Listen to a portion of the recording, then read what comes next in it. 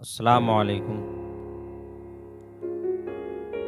کیا سوال لوگ کرتے ہیں، کیا عورتیں بھی پیر ہو سکتی ہیں؟ جس طرح مرد پیر ہوتے ہیں، کیا عورتیں بھی پیر ہو سکتی ہیں؟ تو اس کا جواب یہ ہے کہ عورتوں کا پیر بننا یا عورتوں کو مرید کرنا، یعنی عورت کا پیر بننا، مرید کرنا جائز نہیں، نہ مردوں کو نہ عورتوں کو۔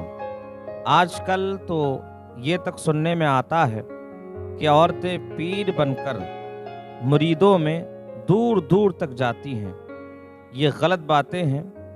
عورتیں پیر نہیں ہو سکتی، بلکہ پیر تو وہ ہوتا ہے جو متقی ہو، پرہیزگار ہو، نماز کا پابند ہو، شریعت کا پابند ہو اور عقیدہ اس کا درست ہو۔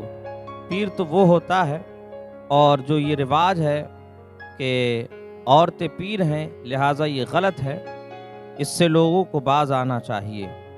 آج کل عورتوں کے جلسے ہو رہے ہیں اور عورتوں کو مبلغہ اور مقررہ بنا کر جگہ جگہ گھمایا جا رہا ہے۔ یہ بھی سب میری سمجھ میں نہیں آتا، بلکہ عورت کی آواز جب گھر کے باہر جاتی ہے اور جو عورت پاؤں میں پاجیب پہنتی ہے، اس پاجیب کی آواز جب راستے میں چلتی ہے اور پاجیب کی آواز ہوتی ہے تو شیطان اس کے پیچھے پیچھے چلتا ہے، لہٰذا اس سے بچنا چاہیے۔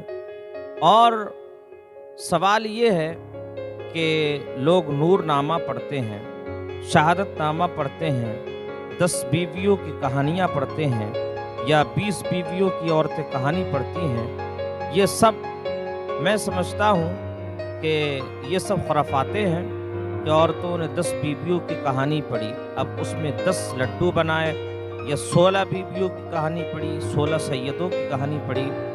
تو یہ سب فضول باتیں ہیں، اس سے پرہیز کرنا چاہیے، اس سے بچنا چاہیے۔ بلکہ اعلیٰ حضرت فرماتے ہیں کہ نور نامے کے نام سے جو رسالہ مشہور ہے اس کی روایت بے اصل ہے، اس کو پڑھنا جائز ہی نہیں ہے۔ یہ فتاوی رضویہ میں ہے۔ اعلیٰ حضرت فرما رہے ہیں کہ نور نامہ یہ پڑھنا جائز نہیں ہے۔ اسی طرح شہادت نامہ ہوتا ہے اور باقی اور رسالے ہوتے ہیں، یہ تمام رسالے جس کی کوئی اصل نہیں، یہ پڑھنا جائز نہیں ہے۔ اور اسی طریقے سے آئیے، ایک مسئلہ اور بہت لوگوں میں رہتا ہے اور لوگوں کے ذہن میں یہ بات رہتی ہے کہ جب 40ویں یعنی تیجے کا سویم ہوتا ہے تو اس سویم میں کتنے چنے لائے جائیں۔ کوئی 16 کلو بتاتا ہے، کوئی 17 کلو، کوئی 30 کلو، کوئی 32 کلو، کوئی 16 کلو لے آیا، تو اس میں لوگ کہتے ہیں بھی کم ہے، لہٰذا اب بڑھانا چاہیے اور دوبارہ اس کو پڑھنا چاہیے۔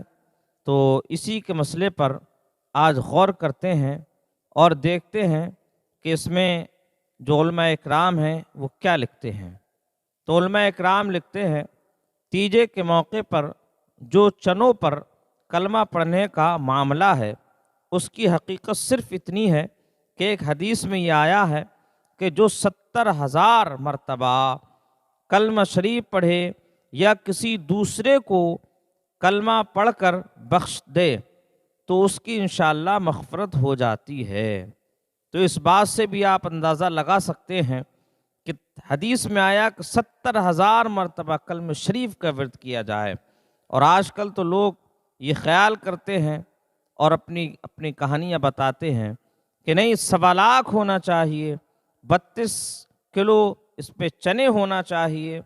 اور 32 کلو چنے کا مقصد آپ سمجھتے ہیں کہ لوگوں کو زیادہ زیادہ چنے ملیں، اس لیے بھی شاید ہو سکتا ہے لوگ یہ بات کہتے ہوں۔ اعلیٰ حضرت فرماتے ہیں کلمہ طیبہ 70,000 مرتبہ مع درود شریف پڑھ کر بخش دیا جائے تو انشاءاللہ پڑھنے والے اور جس کو بخشنا ہے دونوں کے لیے ذریعہ نجات ہے۔ سبحان اللہ۔ تو امید کرتے ہیں اس ویڈیو کے ذریعے سیم کے بارے میں आपको मालूमात हो चुकी होगी